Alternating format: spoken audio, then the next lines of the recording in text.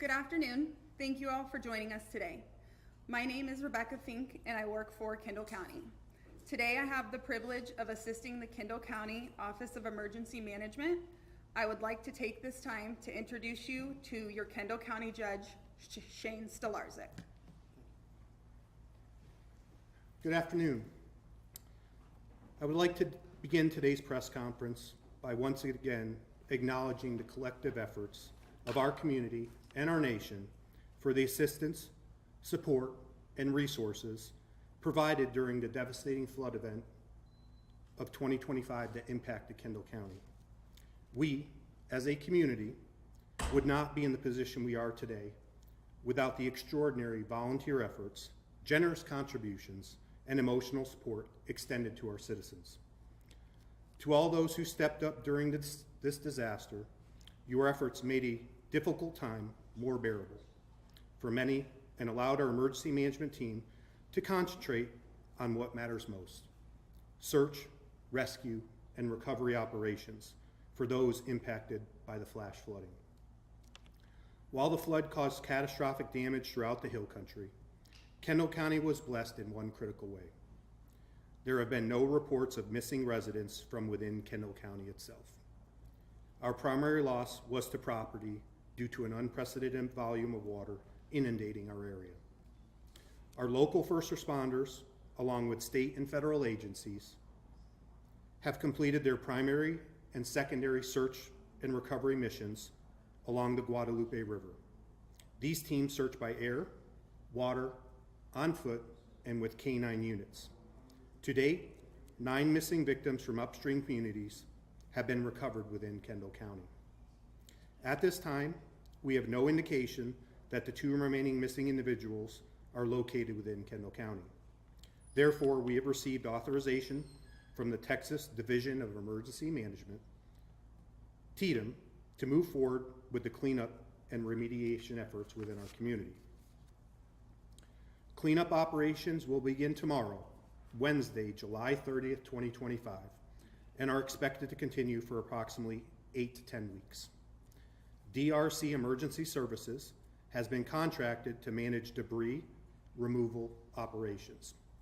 Tetra Tech will serve as the third-party monitor overseeing the cleanup and disposal operation process. Work crews will operate 7 days a week from 7 a.m. to 6 p.m. across the county until flood mitigation is complete.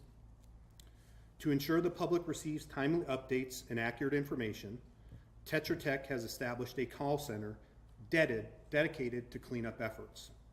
The call center number is as follows: 830-217-2890. Again, that number is 830-217-2890. This line is going to be activated and become effective at 8 a.m. tomorrow morning. This call center will connect residents with operators that can provide answers to questions about the debris removal process and future timelines. According to TDEM, DRC contractors will begin debris removal from west to east through the county. On the map to my right, you're going to see the county is divided into sections: Alpha, Bravo, Charlie, Delta, and Echo. Crews are going to begin tomorrow in Alpha section, progressing through each section sequentially from Alpha to Echo. Priority will be given to cleaning up the county right-of-way, followed by debris on private property as feasible, and then debris in and along the river channels. Landowners are encouraged to call the call center over the coming days for updates on the next stages of the cleanup process once the right-of-ways are cleaned. It's important to note that state contractors are only authorized to clean within the boundary of the flood's high water mark. If your property lies outside this boundary, contractors will not provide cleanup services to your area. If you're a private landowner, here's what you need to know. If you can safely move flood debris from your property into the county right-of-way, DRC will haul it off free of charge. Debris should be piled on the edge of the right-of-way, not blocking roads or access routes.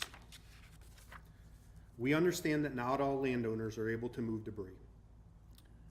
For those in that situation, help's on the way, though it'll come at a later date. TDM and DRC are currently developing right of entry, otherwise known as ROEs,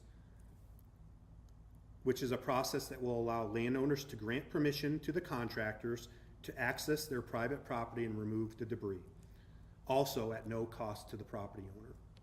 This process is still being finalized. However, we expect updates to be available within the next 7 to 10 days. We strongly encourage landowners to call the call center for the latest information, including when the ROE forms and procedures are officially available. Lastly, a reminder, our county-wide burn ban remains in effect. We are working closely with TDM to reassess this on a daily basis.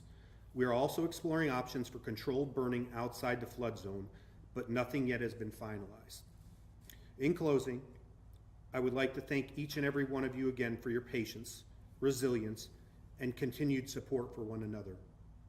The road to recovery will be a long process, but together the Hill Country will rebuild stronger than before. We ask that you continue to support and pray for those affected by this disaster. And lastly, I would like to thank the City of Boerne for standing beside the county during this disaster event.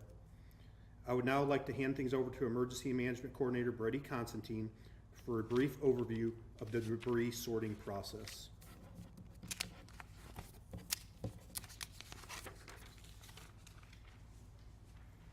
Thank you, Judge. I'm gonna hit some highlights on what this process looks like. I would ask that everybody remain patient with us. We are working closely with the state, our local partners, our state partners to work through the different phases as this process moves along, okay? So I want to thank everybody for their patience. Again, to reiterate what the judge spoke on, the county-wide burn ban does remain in effect at this time. It's going to be reevaluated on a daily basis, but we are a very rural community. Working through this process, we have to lift the burn ban tactfully. And what that looks like here in the community is why we're reevaluating on a daily basis. So please be patient with us in that aspect. Just as the judge stated, the debris should be stacked and separated into the following categories.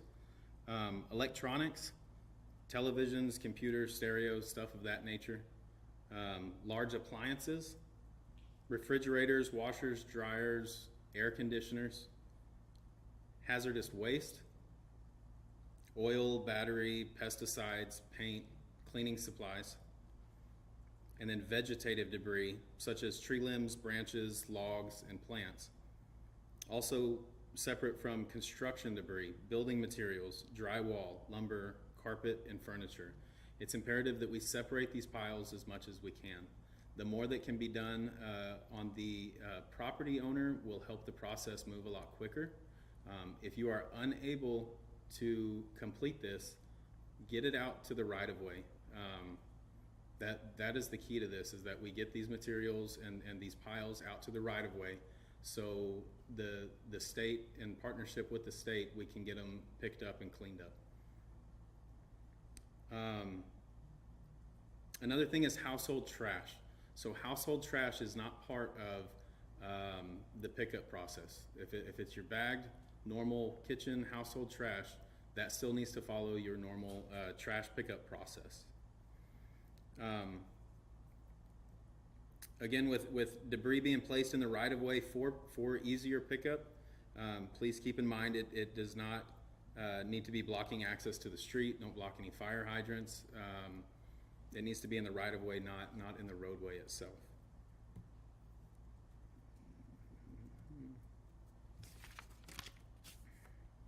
As far as vehicles and RVs and stuff of that nature, if they're on your property, I would highly encourage you to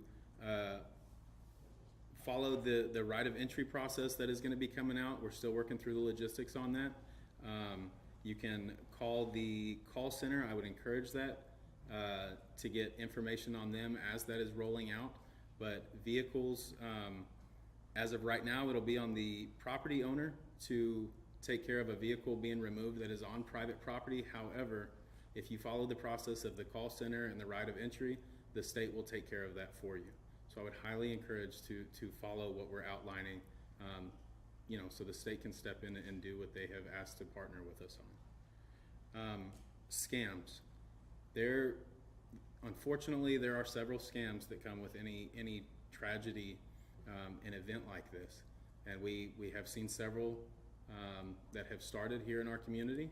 I would encourage you to double check any charity that you're donating to, or if you believe that you're being scammed or something just doesn't feel right, contact your local law enforcement and see if you can verify that before you take action to try to get ahead of some of the scams. Again, one more time, for anyone seeking information, you can call the Debris Call Center. That number will be live starting at 8 a.m. tomorrow morning. Again, that number is 830-217-2890. You can also visit the Kendall County website. That's kendallcountytx.gov. You can also continue to follow the Kendall County Office of Emergency Management and Fire Marshal's Facebook page. Judge, that's all I've got.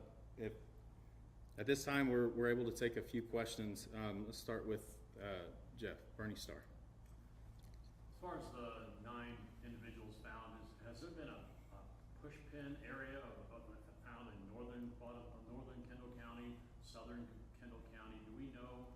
And is there an age factor? Are those something that was taken care of along the way, or is that something that was left to Kerr County? Well, at this point, we've not completed our after-action report yet, so we have not gotten into certain details. So at this time, we're not going to get into the fine details of the body locations and whatnot. Right now, we're really focusing on the mitigation and cleanup effort. So if we can kind of focus our questions on that, we're happy to answer as many as we can on that topic. But at a future date, once we've done our after-action review, we're happy to get into those details with you. Yes, ma'am.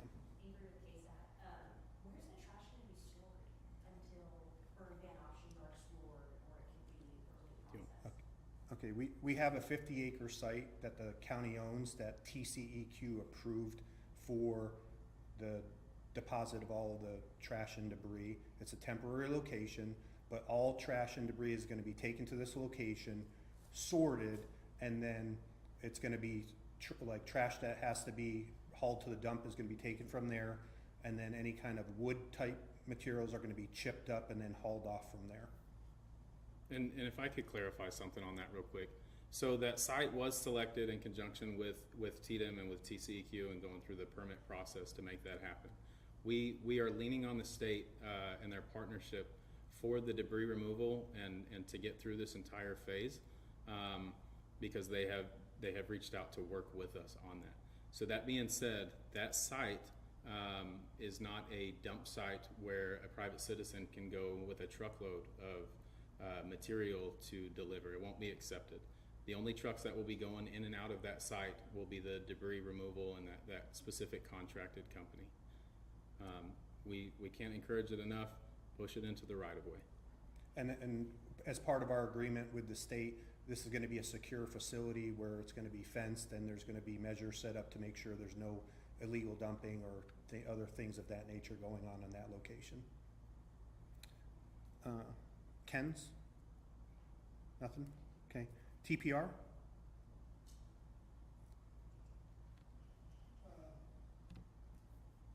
Had a question.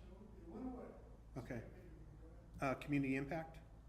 Yeah, I guess it's more of a clarification. I know that these are state and federal organizations that are kind of helping with the cleanup process, but is it going to come at any kind of economic impact or any fiscal impact to the county itself? Right now, with this part of the cleanup, there should be none because the state has agreed, based on our partnership right now, they're going to bear that burden for us. When it comes to other aspects of the FEMA grant, there's a 75-25. The feds will cover 75%. 25% would be borne by the county. So we're not to that stage yet. So as of right now, the question or the answer is there should be no burden on the taxpayers right now. You have a estimate 8 to 10 weeks for this stage of the cleanup process is what we are given. But again, it's a fluid situation. We flew the county yesterday with the contractor, and the heavier saturation of the debris is in the comfort area, and it thins out as you move east. So I think it's going to be slower in the west part of the county, and things should speed up in the cleanup process as you move east. So Alpha's gonna take some time, and then. It should speed up as you move to Echo. Yes, sir. As we start with the first section, the Alpha section and Bravo section, that's going to tell us a lot of time span, right, on how difficult certain areas will be. And I don't expect, like he said, for each section to be the same time length. You have different demographics in the county as you go down the Guadalupe River. The populated area, more bridges, and then the more rural ranch land as you go down. So I would encourage everybody to either call the call center number if you have questions, or follow the Facebook page or the Kendall County website, and we will push that out as quick as we can and as much as we can as that time frame changes, so that there's advance notice for everybody. And when we were talking to the contractor, it seems like a very, very reputable company. They were telling us about the types of equipment they have, and they have equipment with like tracks and everything to kind of minimize the damage to property and get to these more remote locations on the property. So I think that they're gonna really be advantageous to the citizens here to help clean up in these remote parts of our county, because we know, the Texas Hill Country is kind of a challenging environment to work in. So hopefully they're gonna be able to get at some of these places for our citizens. Any other questions from anyone? Avery? I don't know how specific you can be about the scam text, but what should people be looking out for when it comes to the scams that y'all see in Kendall County? The legitimacy of them? Of nonprofits and groups? Yes, ma'am. That's the biggest thing, legitimacy of them. Where is that money going if somebody's asking for money? And how is it being accepted? And credit cards, and who are you giving those numbers to, or that personal information? I guess TDM may have more information on their website, because they actually reached out to us and said, hey, please push this message out, because they're experiencing it much more in Kerr, I think, than here. But we've got word that there is some out here in our area as well. So we're just trying to remind people to be thinking and be vigilant whenever you're making a donation, because there's a lot of people out there trying to do good, and there's always a bad apple out there, and it's unfortunate that we got to watch out for that. I have one more question. Yeah, I can take it. Where is the most damage in Kendall County? Is it in the Alpha Bravo areas? Because it's more extreme. Where's the most damage? In my opinion, I believe it's the Alpha Bravo area. That's where the homes that were damaged, as well as most of the debris was. Those bridge areas where it kind of impacted and kind of jammed up, that's where when you fly it, it's just there's debris piles, couple stories, story high, no problem out there. So the Guadalupe River is wider as you go west of Kendall County, and it starts to narrow down geographically, and then it meets the Cypress Creek right there just inside our county, right on the edge of town in Comfort, where those come together. Then it starts to narrow a lot more than what you see further out west in Center Point and Kerrville and such. So that's where a lot of debris was caught by the bridges and low water crossings. And then there was some that made it through as the water came up so high, that is just kind of scattered throughout the county, the trash and stuff. And you bring a good point up about that. As we move through this process, I can't encourage everybody enough to respiratory protection and gloves on your hands, sanitize. There's been a lot of stuff in the water. Watch out for snakes. Protect yourself as you're working through this process. Okay, I think we had another question from NPR or TPR. Will be working at any given time on this cruise? Not at this time. We were told they're going to scale up the operations depending on the ROEs that they get. The faster they get ROEs, the faster they're going to ramp up their operations here. And so at any given time, you could have 10 to couple hundred people working here, so it all just depends on how quickly they roll out that process. So I encourage our citizens, if you want your property cleaned, start calling that 1-800 number, get on a list and let them know that you want to give access to your property, because the sooner they can map it out and start plotting, the sooner we can get our county cleaned up. Okay, so with that, we appreciate all you coming out, and we'll again, the 1-800 numbers, or the 830 number, the call center line is going to be your main avenue for updates, as well as our emergency management website and Facebook page. So with that, we thank you for your time.